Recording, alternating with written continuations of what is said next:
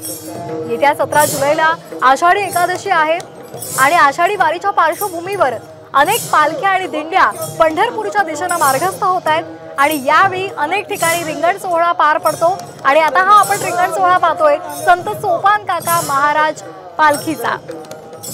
सोमेश्वर नगरामध्ये हे पालखी रिंगण आपण पाहतोय, गोल रिंगण आहे आणि शिस्तबद्ध पद्धतीने हे वारकरी या ठिकाणी बसलेले आहेत। पताकाधारी इथे सज्ज आहेत, त्याचबरोबर टाळधारी, विडाधारी, मृदुंगधारी सुद्धा सज्ज आहेत आणि गोल रिंगण सोहळा आपण पाहतोय। ज्ञानोबा माऊली तुकारामच्या गजरामध्ये त्याचबरोबर विठुनामाच्या जयघोषात हा गोल रिंगणाचा सोहळा सध्या सुरू आहे।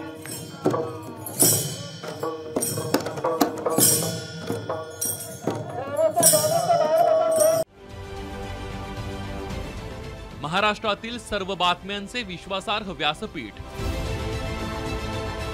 सकाळच्या सर्व सोशल मीडिया प्लॅटफॉर्मला लाईक, फॉलो आणि सबस्क्राईब करा।